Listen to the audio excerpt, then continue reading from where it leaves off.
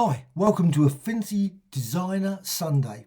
In this, I'm going to show you constraints. Now, if you go over here and I select this rectangle, what you can do is you can resize it. And as you do that, you'll notice what happens. The children of that rectangle, or the parent, are also resized and squeezed, which you might be happy with. But say you're putting it into a web page, or you're putting into different sizes of documents, whatever, whole range of different changes you want to make. And there's lots of different circumstances for different shapes and designs. You might want to put some constraints on this.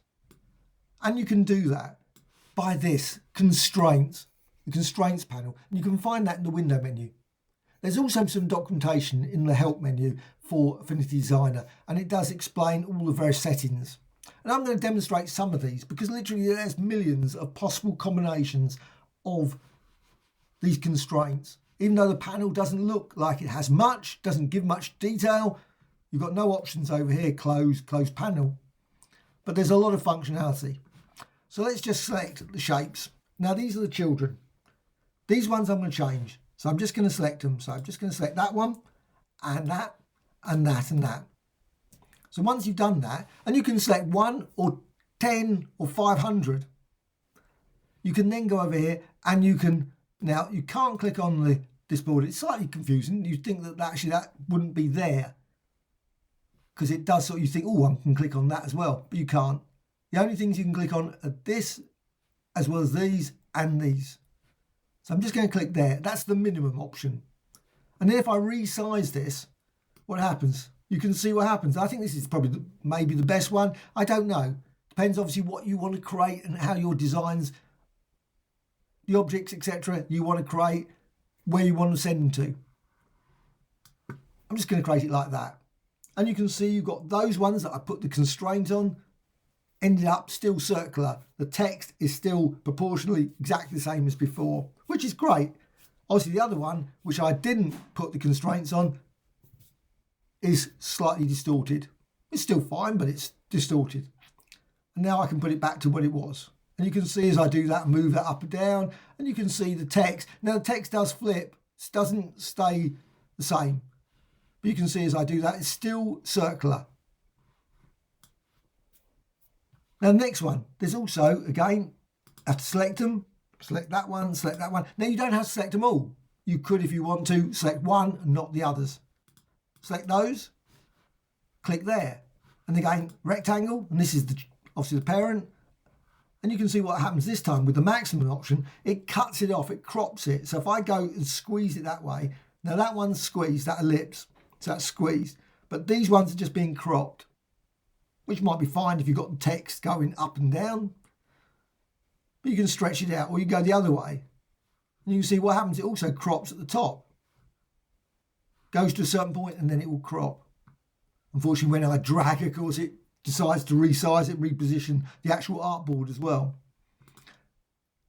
You've got other options. So let's go back here. And if you want to reset at any time, just simply go and select them all. Now, it doesn't indicate here that they've been changed. There's no constraints, etc. It would be nice to actually have that there, but it's not. But I'm going to put it back to the minimum. Click there. Does seem to actually just then it just did change, but anyway.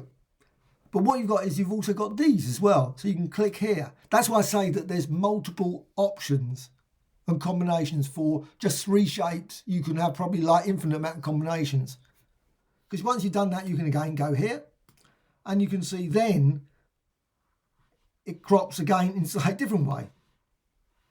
And you drag that out, it does have some different effects by just changing these. So again, select there and select this one and this one, and instead you can select that one there.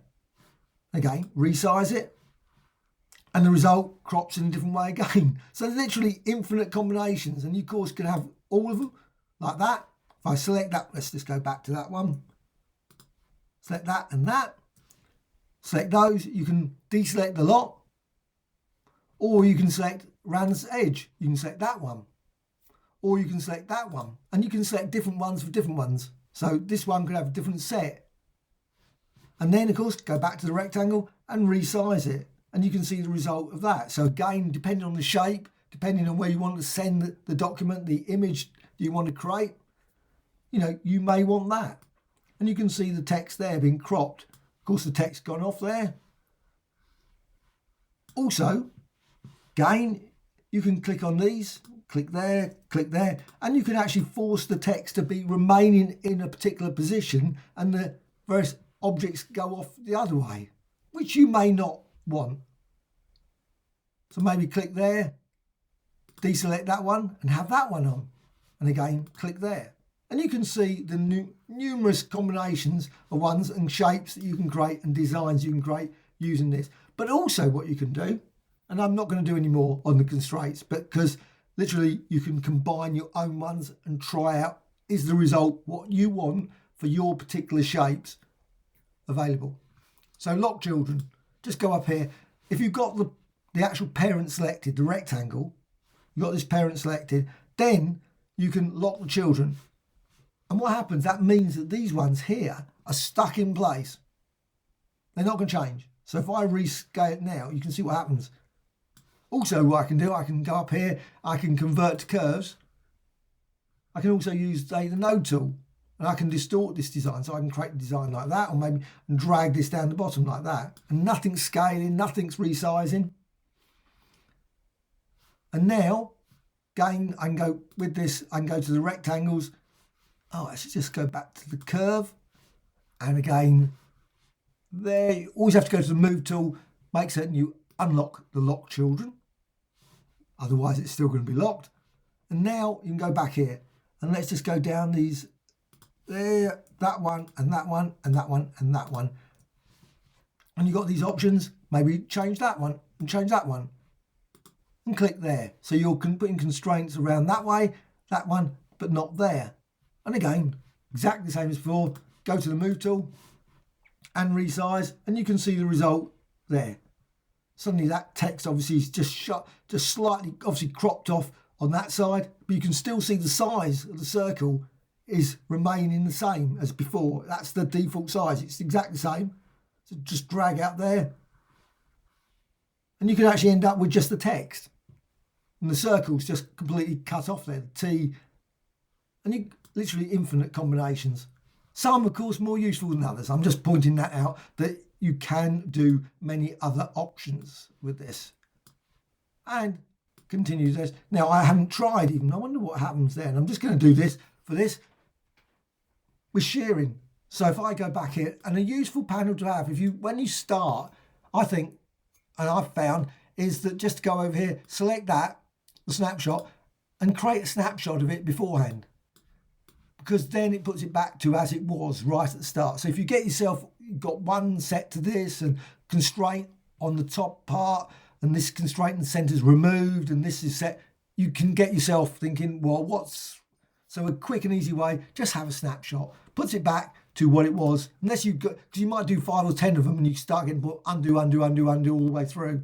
So I find it easier just to quickly do a snapshot. And again, you can select that text and maybe the text there.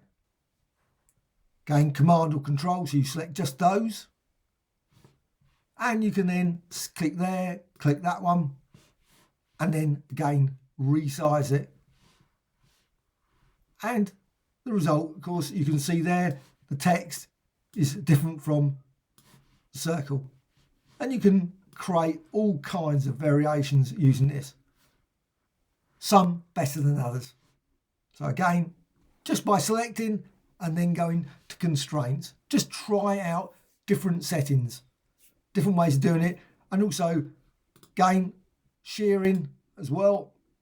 If I do shearing, how it shears as well. Be an interesting way of doing that. I haven't even done that, to be honest. Just suddenly thought about shearing and obviously rotation, how that works also with the constraints as well. So again, just simply select and select there and select there. And you can then set those and again, go back to the rectangle and resize this design. And you can see the result of there. Yes, the circle there. That's very strange. Okay, just sort of at the end I thought let's just quickly try about, maybe that's for another tutorial, just to go through and try and work out what happens when you use the various other transform features as well.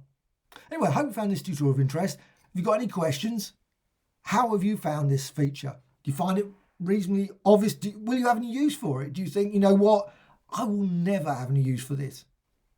I don't know. So it's one that I guess depending on what you're working on, you may have lots of uses for. If you don't really work on this thing where it matters, you might not have no use for it at all. And so I just wanted to point it out to you that you can put constraints on just by this panel. Constraints panels there. So a like or dislike, always great to know, and also any comments about usage, etc. Thank you much. Bye.